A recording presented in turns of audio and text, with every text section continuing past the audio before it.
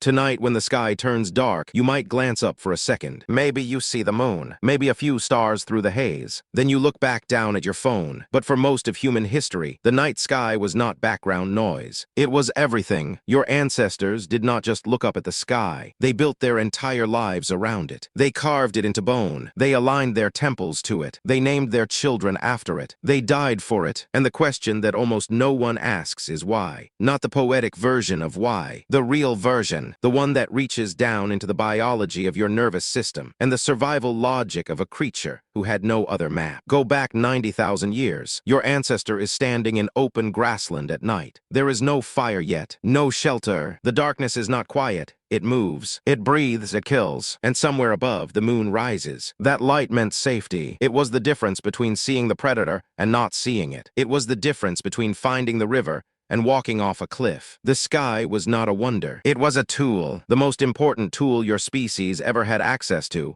And it cost nothing. Think about what that means for a brain that was still forming, still learning what to pay attention to, still deciding what mattered and what did not. The sky was the only thing that showed up every night, changed on a predictable schedule, and directly affected whether you survived until morning. Every other threat was random. Every other resource was uncertain. But the moon kept its appointments, and your brain noticed. Researcher David Whitley, an expert in prehistoric cognitive development, has argued that early human attention to celestial patterns was not spiritual in origin. It was functional. The spiritual meaning came later, layered on top of a survival mechanism that was already millions of years old. The awe came second. The usefulness came first. Think about what you are actually doing when you track the moon. You are learning a pattern that repeats with absolute precision. In a world where almost nothing is predictable, the sky is perfectly predictable. Same phases, same timing, same positions, season after season. For a brain that evolved to detect patterns and assign meaning to them, the sky was the first reliable data set your species ever encountered, and your ancestors were extraordinarily good at reading it. The Lebombo bone, discovered in a cave on the border of Swaziland and South Africa, is estimated to be 43,000 years old. It is a baboon fibula. It has 29 notches carved into it.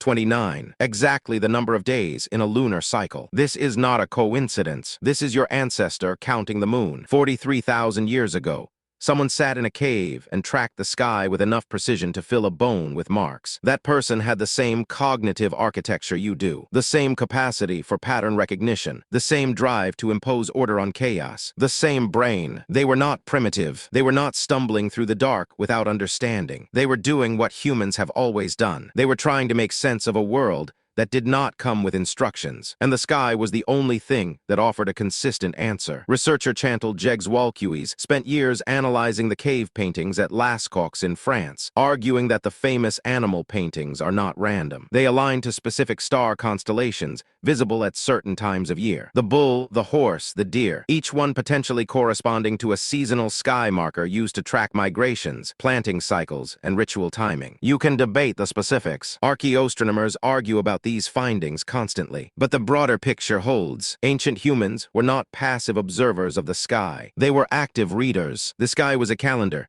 a compass, a clock, a god, and a story all at once. So why the obsession? Part of the answer is practical. Knowing when the rains came meant knowing when to move. Knowing the position of certain stars meant knowing which direction was north. The Polynesian navigators who crossed open ocean without instruments were reading star paths that their culture had memorized across generations. No chart, no compass, just the sky and a brain trained from birth to trust it. They crossed thousands of miles of open water with nothing but celestial memory and arrived at islands smaller than cities. That is not mythology. That is engineering. The sky was the technology, but the practical explanation only goes so far, because your ancestors were not just using the sky, they were worshipping it. And here is where it gets strange. Stonehenge aligns to the summer solstice sunrise with an accuracy that required decades of observation and thousands of hours of coordinated labor. The Pyramids of Giza align to Orion's belt and to true north with a precision that modern engineers find difficult to explain even with our tools. Newgrange in Ireland, built 5,000 years ago,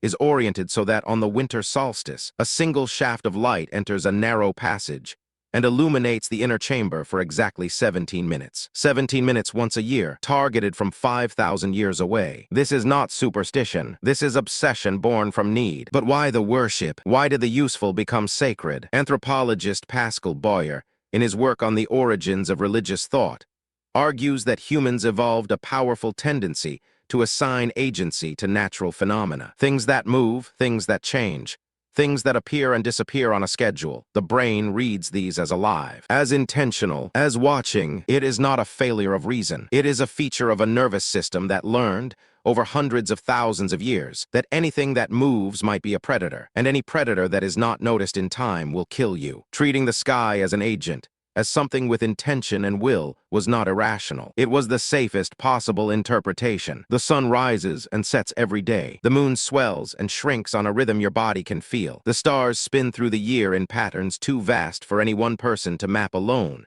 but precise enough to reward anyone who tries. To a nervous system built to detect agents, to watch for intentions, to scan for meaning, the sky was not empty. It was full of watching things, full of signals, full of power that was clearly, undeniably, affecting everything below it. Crops grew when the light came back. Floods arrived when certain stars appeared. Animals migrated on schedules that matched the sky exactly. If you were a human being 10,000 years ago watching all of this, the reasonable conclusion was not that the sky was an indifferent physical system. The reasonable conclusion was that the sky was in charge. And so your ancestors did what humans always do with things that are in charge. They tried to communicate with it. They built monuments to face it. They made offerings timed to its movements. They told stories that gave it names and personalities and histories. They encoded its behavior in myth so that even those who could not count or calculate could still know when to plant, when to harvest, when to move, and when to stay. The sky was not just navigational data. It was civilization's first shared language. Researcher E.C. Krupp, director of the Griffith Observatory,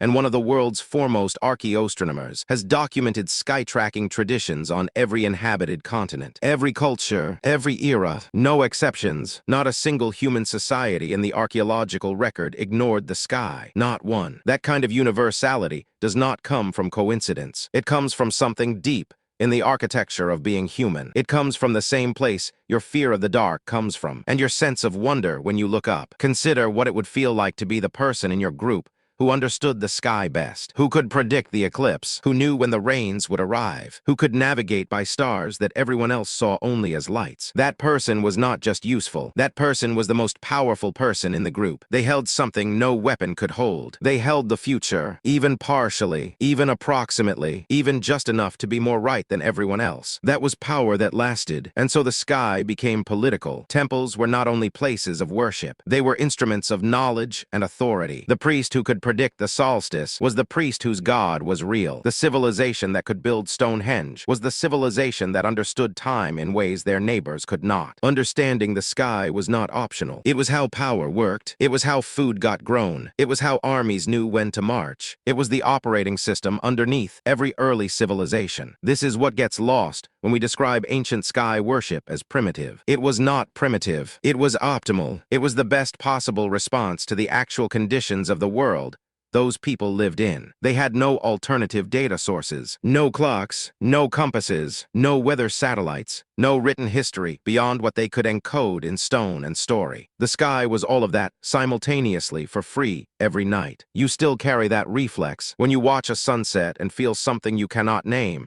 That feeling has a lineage. It runs back through every culture that ever built a fire and looked up. It runs back through the person who carved 29 notches into a bone by firelight and felt, in the counting, some kind of order pressing through the chaos. That feeling is not nostalgia. It is not poetry. It is the echo of a nervous system that was trained for tens of thousands of years to treat the sky as the most important thing in its environment. And that training does not disappear just because you now have a phone in your pocket and a roof over your head. The sky still moves the same way. The sun still rises and sets. The moon still keeps its schedule. The stars still spin in the same slow arcs they have been spinning since before your species existed. The hardware that was built to read all of that, the hardware inside your skull, is still the same hardware. It has not been updated. It has not been replaced. It just has fewer opportunities to run. So tonight, when the sky turns dark and you glance up for a second before looking back down at your phone, understand what just happened. For 90,000 years, that glance was not casual. It was survival. It was the most important thing your ancestors did after the sun went down. You just did it without thinking. That is how deep it goes.